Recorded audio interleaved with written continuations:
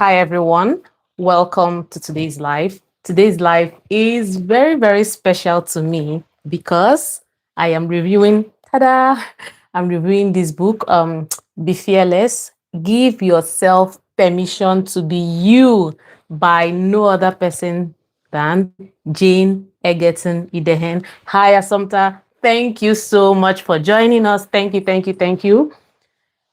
This book genuinely shook me emotionally, intellectually. It shook. I read it, and from the very first word in it, I was like, "Oh my goodness!" I think from the very first word, I was already in tears. I was crying. It was just so much. It shook me emotionally, intellectually, and spiritually. I'm not even mincing any words. It set fire to my bones from the beginning of the book. I just felt this.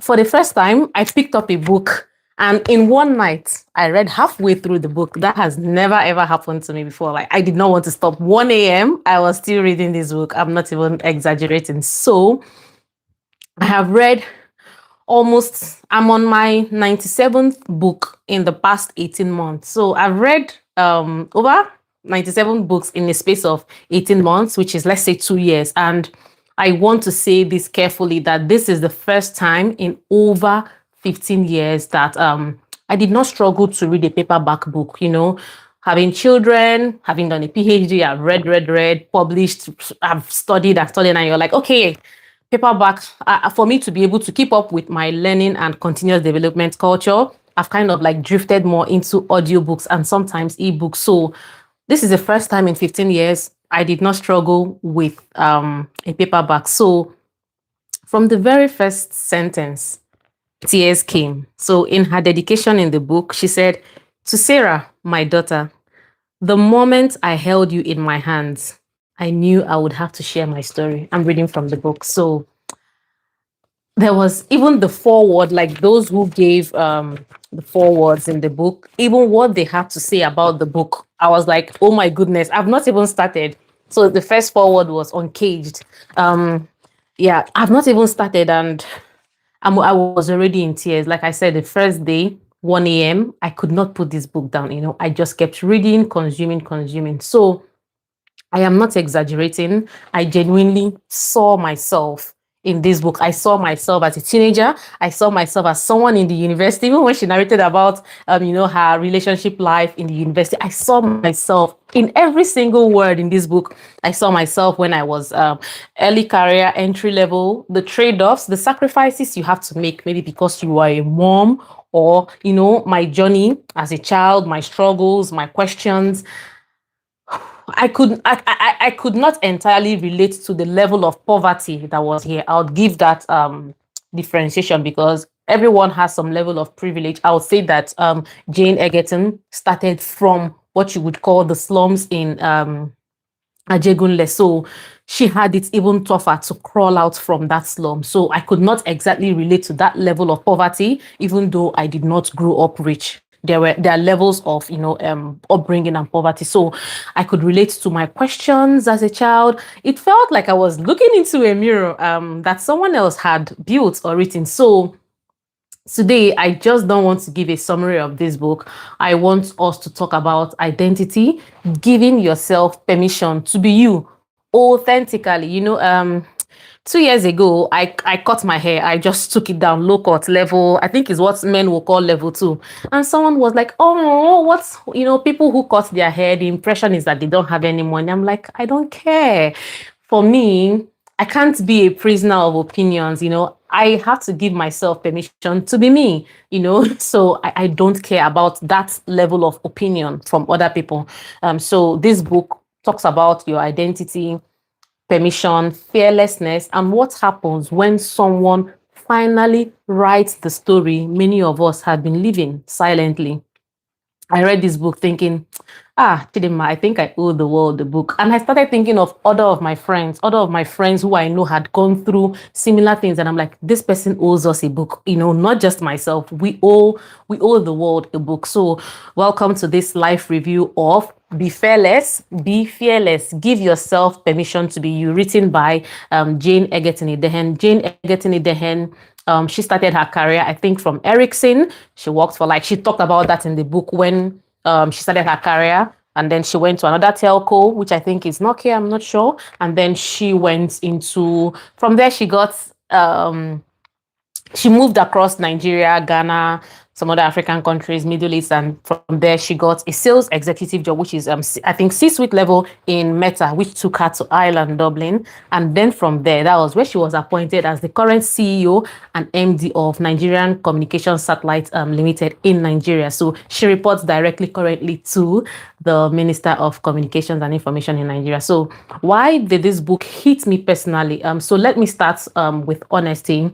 This book, it did not just ignite something in me. It just kept it will ignite it and just keep fueling, powering on. I did not want to put the book down. I finished this book in 3 days. And the 3 days, why I finished it in 3 days was because I had a project management qualification exam to write on the next day. So I had to be in focus mode for that exam. If it was not for that exam, I did pick up this book to read twice and I finished it. And I'm going to read it again. And this is when I finished it, I told my husband something. Our daughter must read this book. I went to my friend in US who I gave a link to buy the book. She bought it.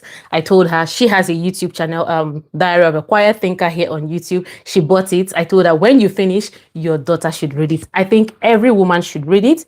Every man should read it, and every girl child or every boy child should read the book. So it felt like fire in my bones, and there was no escaping it. I literally cried because at the point in the book she talked about when she was pregnant for her second child, which is Sarah, who she dedicated the book to.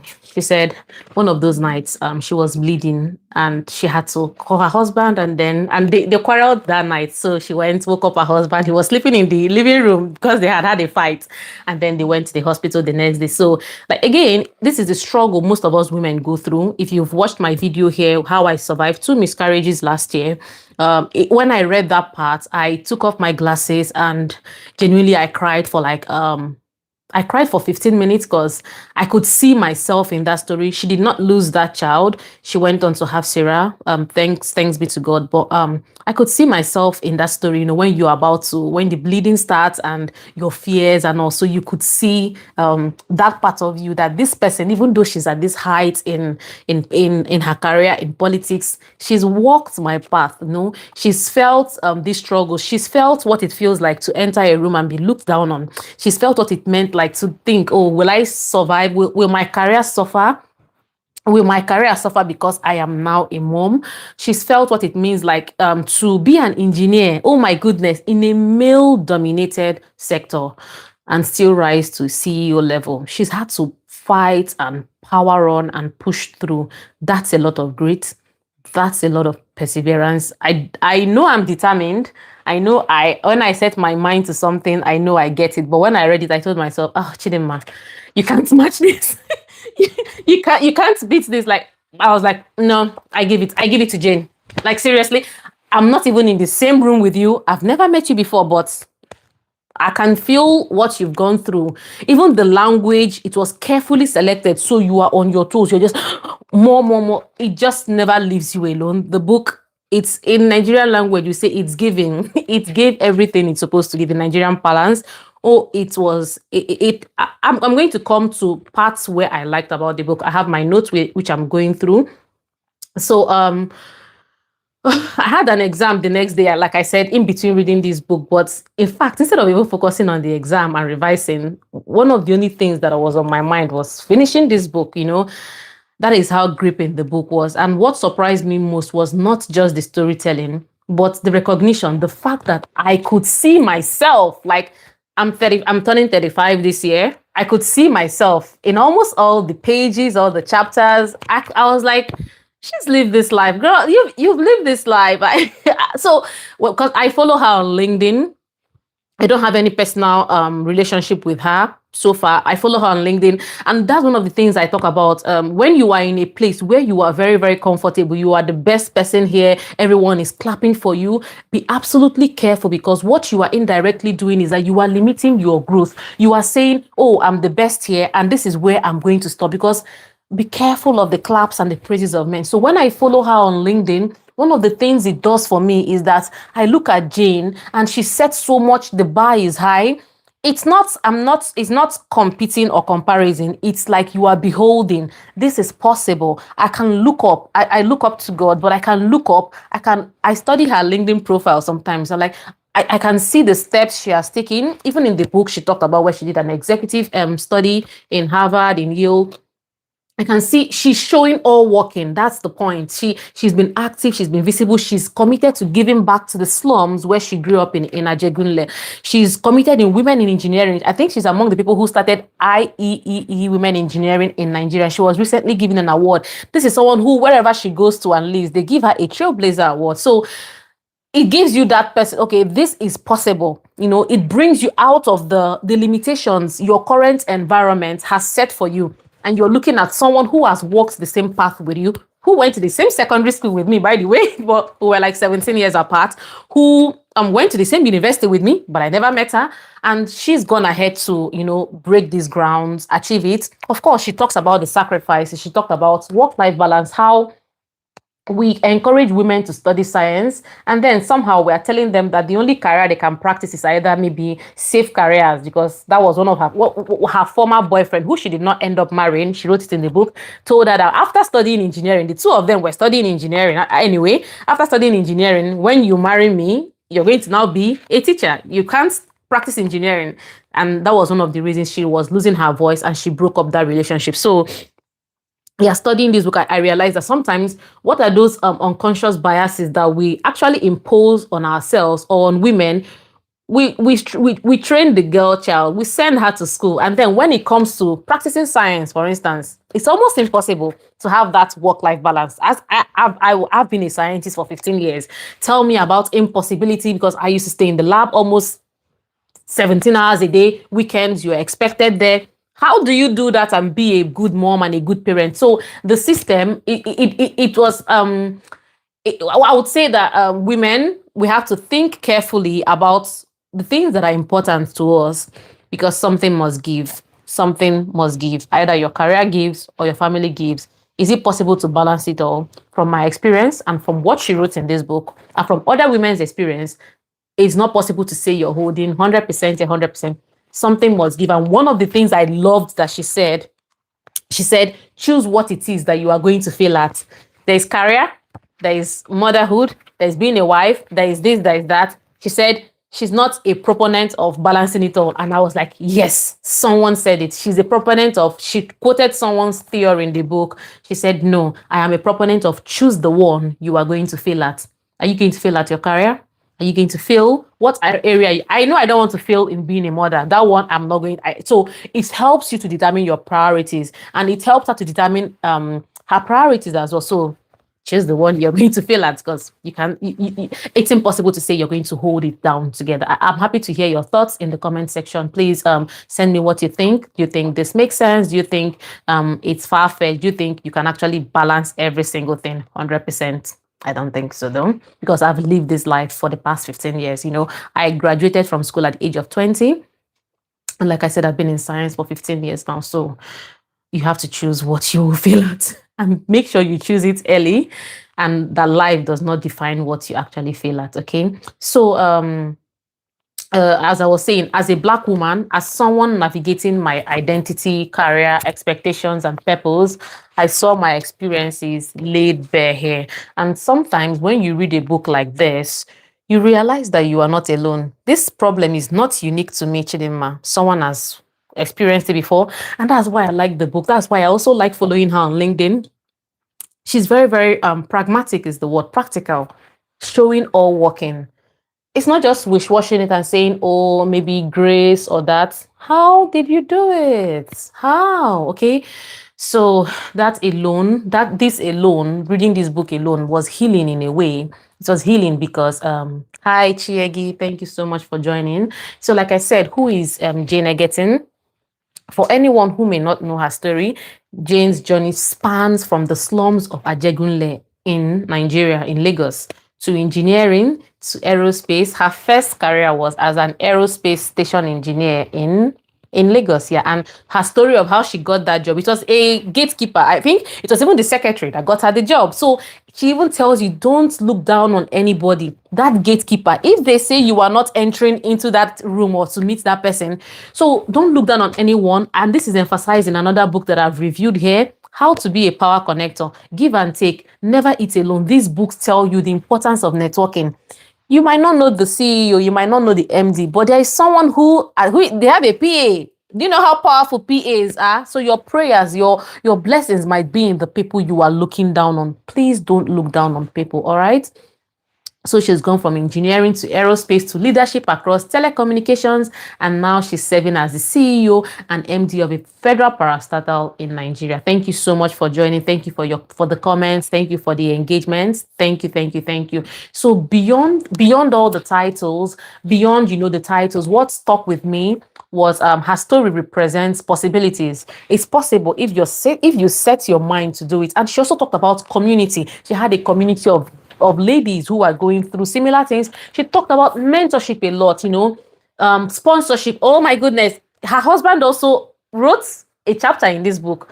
I loved when she clamored for sponsorship. She went ahead to define the difference between sponsorship and mentorship or even coaching. So she advocates for sponsor. A sponsor is the person who opens up that door for you, who advocates for you in rooms you can never enter. A mentor can guide you, but a sponsor actively says, you, Chiegi, you Assumpta, you must get this. You are due for it. They speak up for you in your promotion. So she said that sponsors can be your line manager or someone else in the company, okay? So her story represents possibilities, not the romanticized version of struggle. No, this is what she went through and this is where she is. So if she had just done, oh, I started from Ajegunle and this is where I am, oh, like clap for me, that would be inspirational. No, she showed walking. She showed walking, the struggles, the trade-offs, the gives, something must give. And she said something here that struck me. She said, choose what you are going to fail at. You are not going to be able to balance it all. You can't balance being a mom, being a career person. Choose with your full chest. I am going to fail at this part. And that's okay. And that gives you room to be okay, to accept it, that I won't do perfectly well here. Okay. And that's where you can start outsourcing things. That's where you can start hiring help. That's what I'm going to give an example. I run this YouTube channel. I've started running another YouTube channel. I have children. I have a full-time career. See, I have to outsource. I have employed an editor, signed a contract with me. I have a social media marketer. I outsource catering. This is because I can afford it. But my point is this. You can't, if you want to get to that level, you have to choose where to throw money at as a tool or even a community, okay? So she showed working even when she employed domestic help and all that. Thank you, Victor, for joining. She did not just romanticize struggle, but the real lived experience and systems of navigation, how she was able to navigate it, the open and honest conversations she had with her husband. Her husband is still very, very supportive. So we saw that in the book. And he wrote, when I got to her husband's chapter, I'm like, this man is even angrier than Jane, because I'm like, so the men's round table, that's the husband writing it, this chapter 12. I'm like, whoa, this man is even angrier at a world that is not even equitable for women than the author herself. I could feel the passion of being married to someone who takes her career very seriously. She one of the things he said here is when they were on a date and she asked the husband, where do you see yourself in 5 years? The husband said, okay, did you have children, my career and all? And then the husband asked her the same question. They were in a cinema. Where do you see yourself in 5 years or in 15 years? She said, okay, have children and she mentioned be a CEO in a telecoms or multinational, be a founder of numerous companies and sit on boards. If you go to Jane Egerton's LinkedIn, which is linked in the description of this live, go through her profile. What she said 15 years ago is her reality now.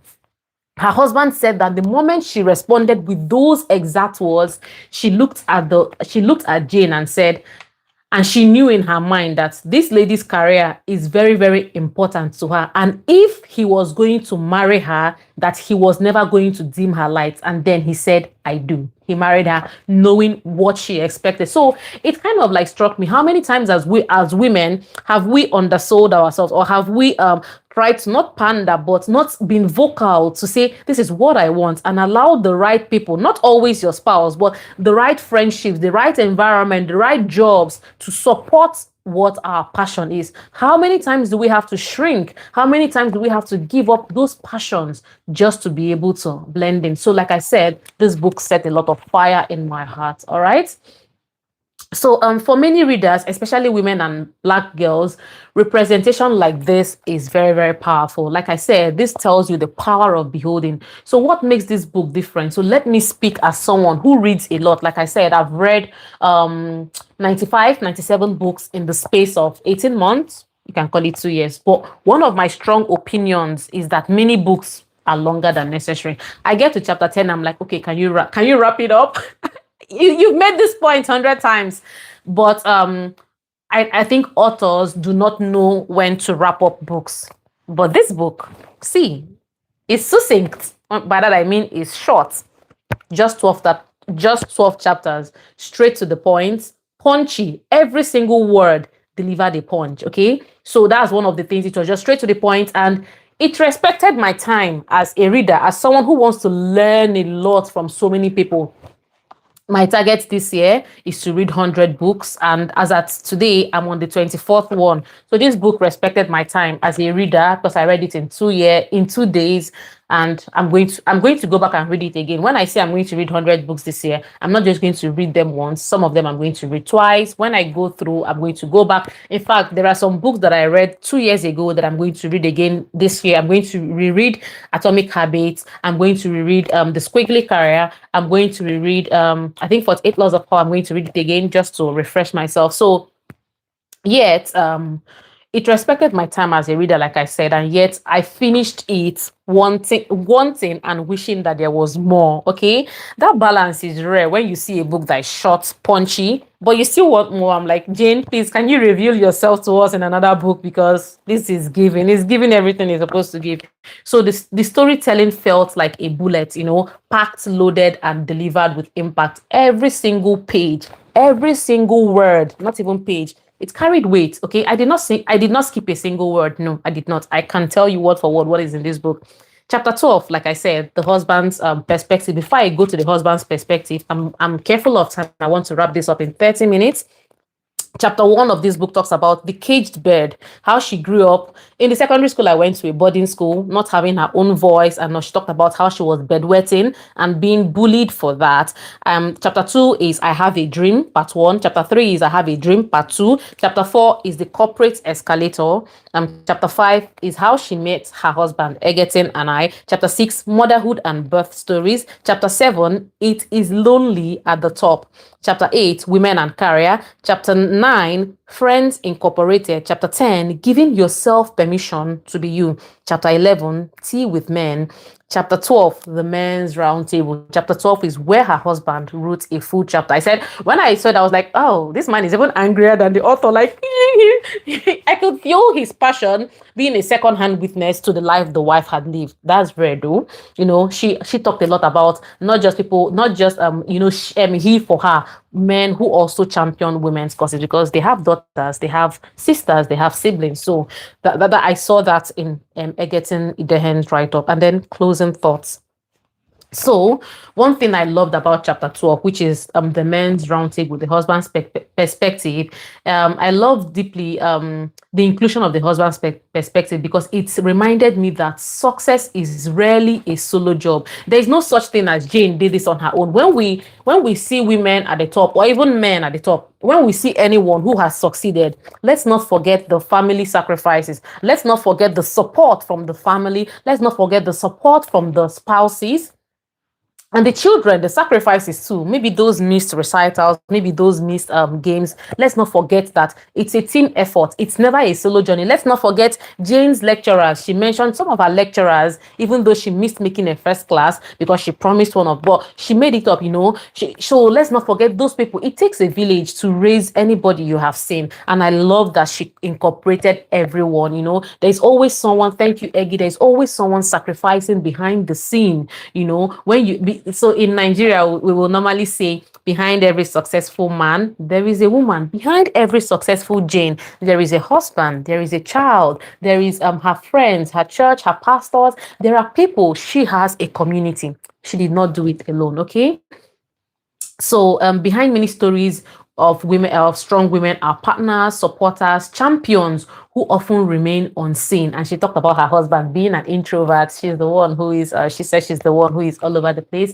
And we acknowledge that perspective adds depth and honesty to the story. So I really loved the balance. I could feel the balance in the home between her personality and her husband's personality. She's an extrovert, her husband is an introvert. Okay. So chapter 7, then chapter 13, the last chapter was the masterful recap. The final chapter was extraordinary for me because unlike in other books, for this book, it went back again to everything she had said, okay? So her closing thoughts, she talked about the round table. She tells a story that essentially recaps the whole book. So I can tell you this, if you buy this book and go to chapter 13, the last chapter, and read it, you would have also read the whole book. And this is something that is rare because, like I said, almost all books are too long. They don't respect my time as a reader. This book is straight to the point, is punchy. And even at the last chapter, I now told myself, if I want to read this book again, I can just easily go to chapter 13, open it, read it, and I would have read the whole book. I've not seen that kind of, whoever gave this advice on how to structure this book, it was a very, very brilliant advice and strategy. So she tells a story in the chapter, the last chapter, that essentially recaps the entire book. And honestly, you could read chapter 13 and understand the essence of this book, the journey, everything about her journey. So that level of storytelling mastery, like I said, is very rare. And I know because she's been a sales exec for Meta, which is Facebook and Instagram and WhatsApp owner. So she's been a sales exec there. She's worked at sales. And this is someone that started from engineering to, managing to sales and then back to CEO level. It also emphasizes what I talk about on The Quiet Learner and on the other channel, Career Labs with Dr. Chidi, my second YouTube channel, where I talk about the concept of a squiggly career. Your career does not have to be a ladder or you just keep climbing. It can be a portfolio, a landscape, you can move your transferable skills. You can have domain expertise, but you now use that to leverage. And then, so it's called a T-shaped career. You go deep. You are an engineer, you're a scientist, a doctor, but you can also broaden, know about strategy, know about business, know about sales, marketing, which is what she has done. She's had an MBA in Harvard. She's done all that. So you go deep, but you also broaden your horizon. By broadening or by having a V-shaped horizon, that's how you are able to progress in the career landscape. Please, if you are watching, later on when this video settles after 24 hours, I'm going to add a card to my other YouTube channel because I noticed that this channel is The Quiet Learner, but it was getting a bit more ramped. So I did not want to go deep into career in this channel. So I created a second YouTube channel strictly for career. We go deep there, models, framework. It's an experiment, a lab where we are going to summarize, careers, people's case studies and all. So, like I said, the final chapter of this book is extraordinary. It leaves you reflective, it forces you to pause, and it anchors everything you have read before in this book. I'm summarizing now. In 2 minutes, we're out of here. So let me share some of the major themes that stood out for me in this book. Number one, permission. This book is about giving yourself permission to be you. Permission to be seen, permission to dream, permission to dare, permission not to shrink, permission to take space without apology. I always tell my friends or my mentees, own the room, fill it up, don't shrink. Oh my God, what does it mean to live a life without realizing your full potentials? Okay, I think one of the richest places on earth is the grave. People who did not realize their potential because they were looking at people's opinions. Don't be a prisoner of people's opinions. Do what makes absolute sense and what is going to progress you. Don't ask for permission. Give yourself that permission. I want to do this. I want to go for this. I want to go for this job. I want to go for this. Go for it. Go for it. Go for it. Don't look for permission. Don't look for validation. Okay. So number two thing that stood out for me, identity and voice. Everyone watching me here, everyone on earth has a voice. Everyone should dream. Oh my goodness, one of the places she said in this book, when she lived in Ajegunle, they used to use a bucket as a toilet. She was pooing one day in the toilet in the bucket. She wrote it in this book, and she looked up into the sky and she could see the stars, and then for her to be able to cope in that environment, she drifted in her mind. She was imagining the beautiful life she could have.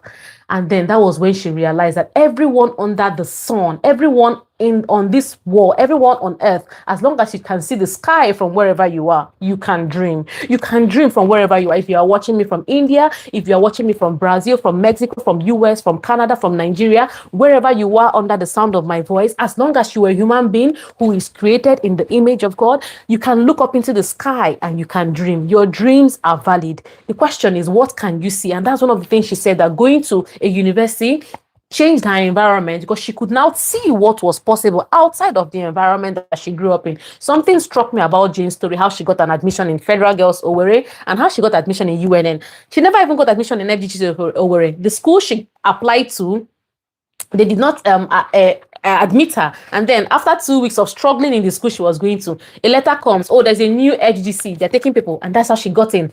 You know, sometimes when things happen to people, you begin to see the hand of God. You know, you begin to see that these things are not ordinary, they are not circumstantial. This thing can only be faith. And then faith, FATE. And then she also talked about how she got into university. Similar story. You're like, how is it just coincidence, you know? So you could see God's hands in on this woman's life. And I'm grateful that she has got to that point and not forgotten. She keeps giving back. She keeps teaching. She dedicates herself to teaching. To anytime you call her to teach, I see her teaching those in secondary school. You can see that passion to give back. Even she goes back to Ajegunle till now, and she still mentors people who are turning 18 on how they can live a life beyond the slums. So everyone should dream, and sometimes the biggest battle is believing that your voice deserves even to exist. Don't let anyone silence you. Number 3 takeaway: fearlessness is not perfection, okay? Fearlessness is not about the absence of fear. It's about moving forward despite the fear. And that distinction is important. Fearlessness is not that I don't have fears. I do have fears. Chidinma has fears. But amidst my fears, I'm still going to advance. I'm still going to move forward. You can see that perseverance, that bullish attitude in Jane. And I kid you not, this is something I look up to. This book was everything. I'm going to read it again. My daughter is going to read this book because it's very important. The 4th point from this book is mentorship from afar. So mentors you never meet and they never meet you. Yet from afar, because of their visibility on social media, on LinkedIn, on YouTube, they shape your thinking, your courage, and your direction. Don't underestimate the power of who you follow online, of who you listen to, of who you watch, because they shape your chaos, they shape your environment, they shape your mind, okay? So Jane has been that for me, a very far away mentor who I've never met. And having this book physically in my home, it feels like a constant reminder that possibility exists everywhere.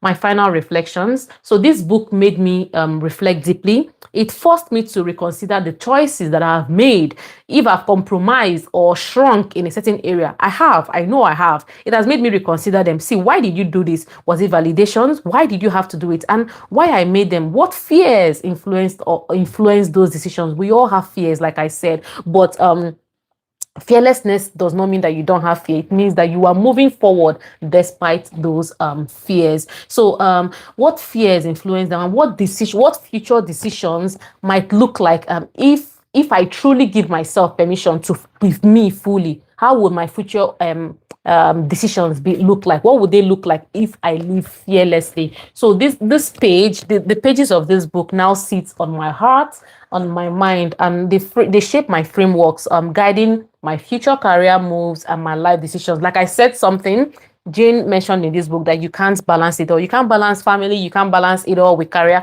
You need to choose where you want to fail and fail there, because we are going to fail at one thing. We can't balance it all. This is true.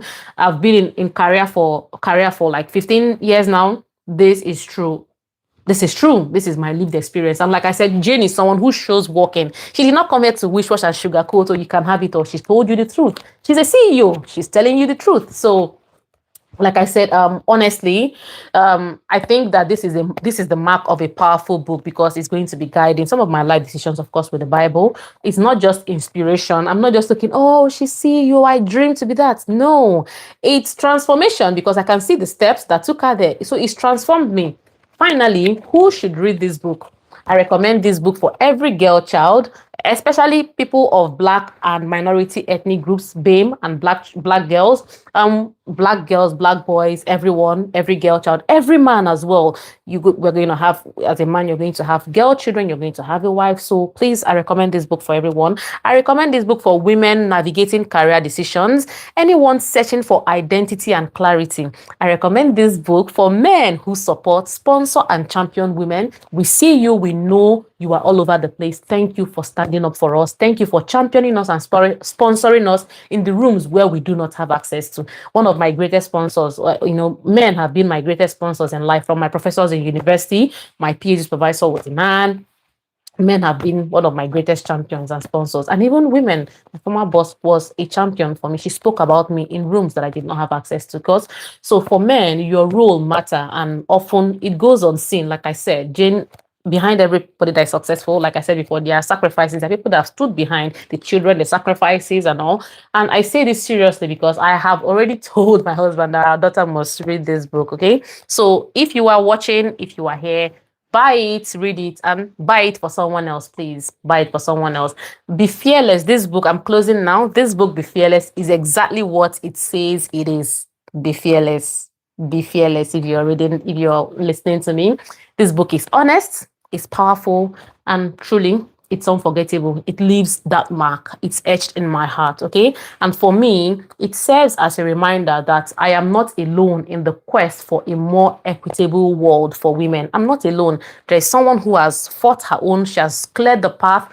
She's passed on the baton, or she will pass on the baton to us to continue pushing for an equitable world for women. So right now, it is boots on the ground, sleeves rolled up, and the walk continues one woman at a time, okay, wherever you are.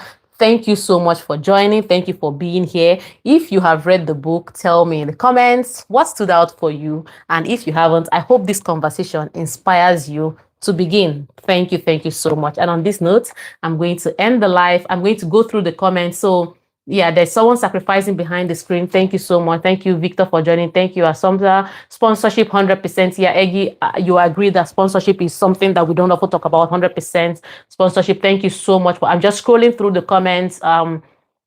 Thank you. There's someone sacrificing behind the beam. I love that she is honest and realistic. Thank you. Well done. Amazing teaching. Thank you so much. Thank you. This summary is good. Thank you. I needed this moving forward despite the fear. Thank you. I'm grateful. I'm happy that this book inspired you to move forward despite the fear. Thank you so much. And on this note, we are going to end the live. Thank you for joining. I don't always review individual books like this, but this one stood out. So please expect my monthly book summary of maybe I might read 10 books this month. I think I'm on my 6th book now. Yeah, there are lots of things I'm doing, so I may not read as much as 17 that I read in January. I read 17 books in January. Maybe this month I may just read 10 or 8 or whatever. I'm on my 6th one. No pressure. I read, take it in. So you want me to review more books, individual books?